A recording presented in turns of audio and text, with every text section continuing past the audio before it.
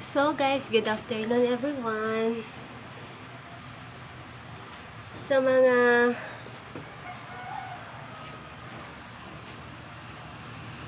So guys, gusto nyo guys na i-tour ko kayo kasi may isa sa nag-comment yata doon na i-tour ko daw kayo doon sa labas ng aming inuupahang bahay. So let's go guys, samahan nyo ako.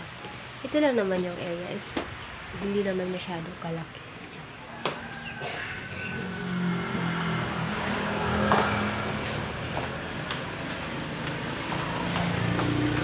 Yes guys, I'm already here.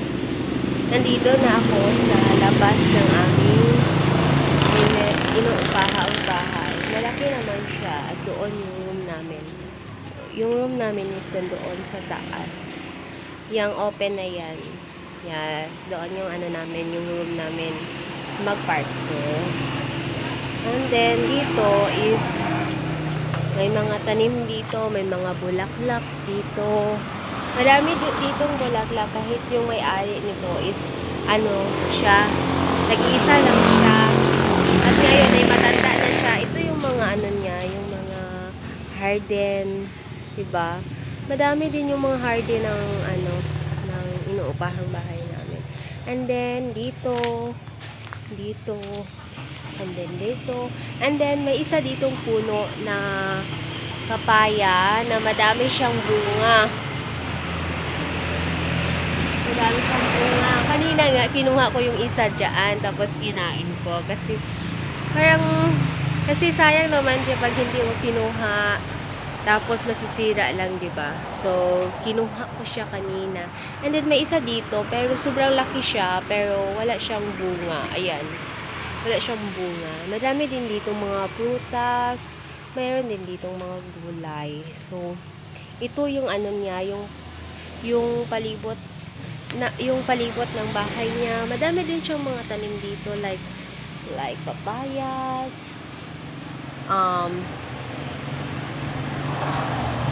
kamote,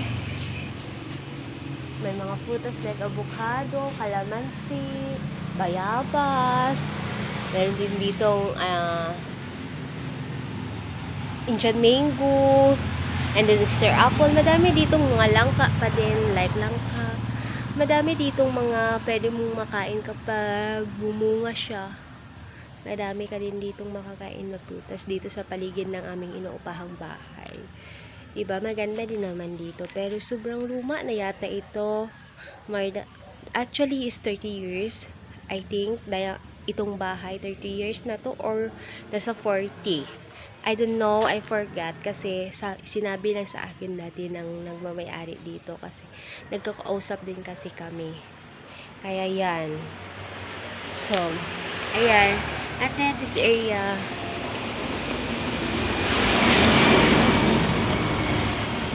this way area is papasok ng aming room. Papasok ng bahay. So, ito siya. Ito din yung mga garden niya. Oh, maganda din dito. Kasi nga, malaki din naman yung ano nila. And then ito.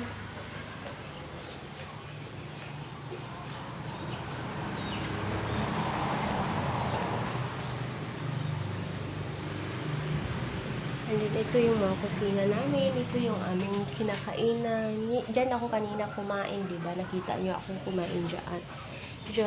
Then dito ako nagsasaing ng kanin. Ito yung ano namin, rice cooker. So dito ako nagsasaing ng kanin kasi ngayon nga madami pang laman, madami akong sinaing kaninas. Akala ko kasi is konti lang siya pag maluto na, hindi pala, madami pa pala. So ayan, at minsan dyan ako nagluluto ng ulam namin. Pero minsan bumibili talaga ako kasi minsan tinatamad ako sa term kasi sa amin is tapog yan. So minsan tinatamad ako kasi kapag bago kang paligo, ang haggard mo na pagkatapos mo na magluto. So minsan is bumibili talaga ako. Tapos ayan, dito yung mga tubig namin. Diyan yung tubig namin. Yung tubig namin is pinaparipilan yan. Every week yata, I don't know. Then, ito, may ref din kami dito na kapag mayroon kami mga stock or something, pwede namin dyan ilagay. So, ayan lang. Yan lang, pero malaki naman yung house nito. Yung inuupahan naming bahay, maganda naman, tsaka malaki. Tapos, ito is a second time. Ito, papunta ng aming room. Ito, papunta nito ng aming room. And then, pupunta ka. Then, dito sa taas is may 3 rooms. So, lahat ito sa taas is may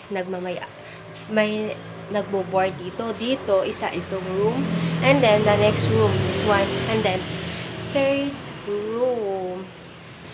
Pero, yung pinakamalaki sa room na to is ito yung amin. Ito talaga yung pinakamalaki sa room na ito. Yung amin talaga yung pinakamalaki na na room. Kasi dito is room ito dati ng nagmamay-ari ng bahay na to. So, dito siya dati. Kaya nga, kompleto siya. Meron siya dito mirror. Meron din siyang cabinet. May cabinet like this. Cabinet. Meron siyang cabinet. And then, ayun. And minsan kasi guys, kaya may ganito ako. May ganito ako dito. Kasi, nag-exercise kasi ako. Pero minsan kapag tinatamad ako mag-exercise, hindi talaga ako nagbibigay ng oras mag-exercise. So, minsan nga, nakakalimutan ko na. Pero last month is tuloy-tuloy talaga yung pag-exercise ko. Tapos, yung umuwi kasi ako ng Aklan, so, wala akong time doon, siguro. So, parang nag-stop yung pag-exercise ko. So, hanggang ngayon, hindi pa ako nakapag-ulit ng exercise. So, baka mag-exercise ako next week or depende sa mood ko. Depende sa mood ko kung kailan ako ulit mag-exercise. So, ayan. And then, yung is, yan lang naman guys yung di ba nakita nyo na, pero ayaw ko pumunta doon sa likod. Kasi, mainit pa doon. Di ba kanina nakita nyo naman, di ba kanina na hindi talaga pa doon sa labas. Kasi, around 3 o'clock pa lang siguro ngayon. So, hindi ko kayo muna doon itutour kasi may aso doon. Nakakatakot doon yung aso.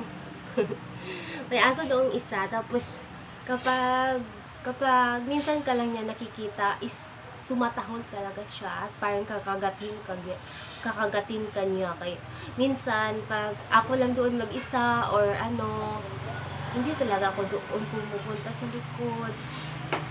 Tapos, ayan lang guys. Tapos, diba, okay lang naman yung namin. Fresh, safe naman kasi yung namin dito. Yung rinentahan namin. Pero, yung isa lang kasi is, malayo lang kami sa Aklan. Hindi kami malapit sa Aklan. Kasi once minsan kasi, diba, kapag gusto mo talagang uuwi, kailangan mo munang like, kapag may work ka, magli-leave ka muna.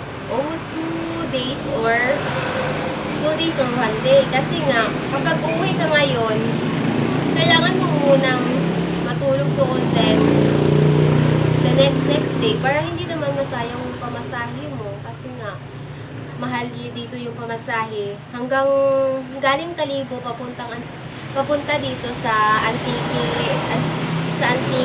dito sa Barbasa, is ilan yung pamasahe. Kapag aircon yung sinasakyan mo is 289 I think. Oo, yes, 289. Pero pag pag ordinary lang yung sinasakyan mo is 230, 232. Ganyan yung singilan. Pero kapag sa L3 ka makasakay, papunta ka ng dito galing, papunta ng Kalibo, is 300. So, di ba, back and forth nyo, kapag kayong dalawa is kulang-kulang 1,000. So, kailangan nyo na pag umuwi kayo doon, kailangan nyo mag-overnight na kahit 3 days, 2 days, ganun, para yung pamasahe din is ano din, hindi din parang hindi masayang ba. Kaya ganon, kapag umuwi kami doon is naka-leave yung partner ko, nag-leave siya ng 2 days, and then plus yung day off niya is 3 days kami doon pag umuwi kami ng Aklan, para hindi naman masayang yung pamasahe namin pabalik. So ayan, so yun lang guys, and thank you for watching, and please like and subscribe my YouTube channel. Bye guys.